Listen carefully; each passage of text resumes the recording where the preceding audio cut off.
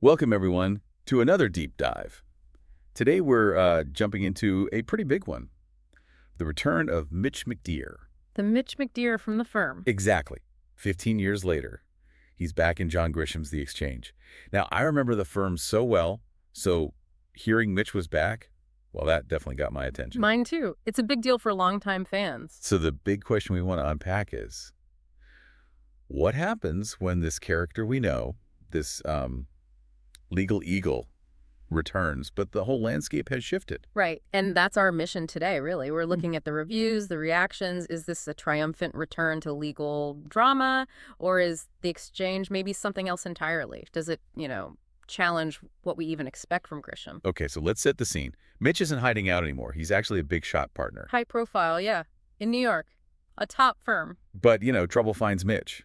He gets pulled into this huge international situation, something about a big project in Libya. That's right. A massive infrastructure deal. And then it gets really intense. There's a deadly kidnapping. Oh. Yeah. So suddenly it's about diplomacy, high-stakes negotiation, justice, and Mitch is right in the middle of it. It's definitely not Memphis anymore. Sounds like a totally different scale. Absolutely. And, that's actually one of the things that seems to work really well for a lot of readers. This book moves. Fast-paced, you mean? Very. It's a global thriller. It jumps between Libya, Rome, New York. Bang, bang, bang. The stakes feel incredibly high. Huge ransom demands, international incidents. Okay. It rarely lets up. So if you're looking for that kind of nonstop jet-setting action, it absolutely delivers. You're kind of swept along. And I guess for people like me who remember the original, there's that pull of seeing Mitch again. It's familiar, but he's clearly evolved. Critics mention there are these brief glimpses of Memphis and some familiar faces pop up, which is nice. Yeah, little nods to the past. Plus, that central plot, the hostage situation, the ransom, that sounds like it creates some real narrative tension. It keeps you turning the pages. Definitely. It's a strong hook, but, and this is the big but, there's a trade-off. Okay. The biggest point critics make is how different it is from The Firm. The Exchange is, well, it's much less of a legal thriller. Right. And much more of an international thriller. It leans really heavily into spycraft, action, global intrigue, and less on the gritty legal stuff. The courtroom scenes, the clever lawyering. That's not the focus here. So it's a real genre shift then, not just a change of scenery. It really seems to be. It's almost like Grisham is exploring whether a modern legal thriller needs that global espionage angle now instead of just the courtroom battles. It's interesting.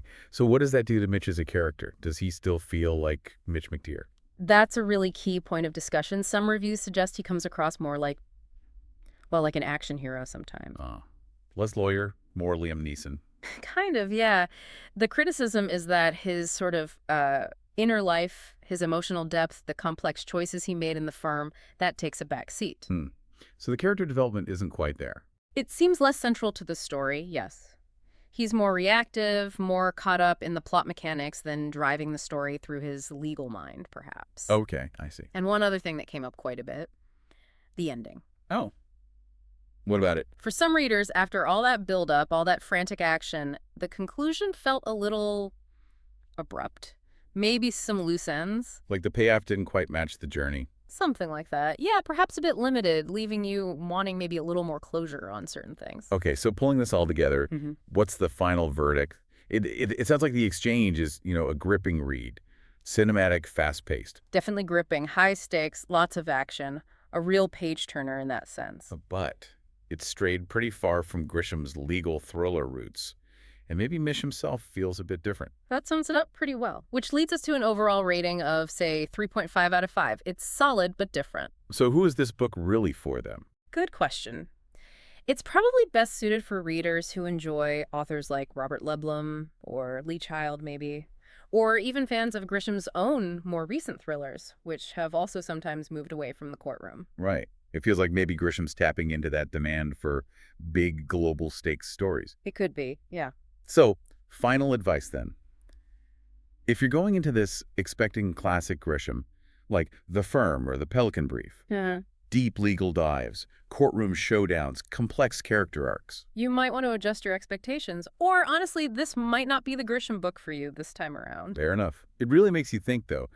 What does this kind of shift mean for a character we loved, like Mitch McDear? Exactly. And that leaves us with the bigger question, doesn't it? When you take an iconic character and put them into a fundamentally different kind of story, a different genre, does that refresh their legacy? Or does it risk changing the very thing that made us connect with them in the first place? That's definitely something to chew on. What kind of story do you, the listener, really want when you pick up a Grisham novel these days? Worth thinking about. Okay, that's our deep dive for today. Thanks for joining us.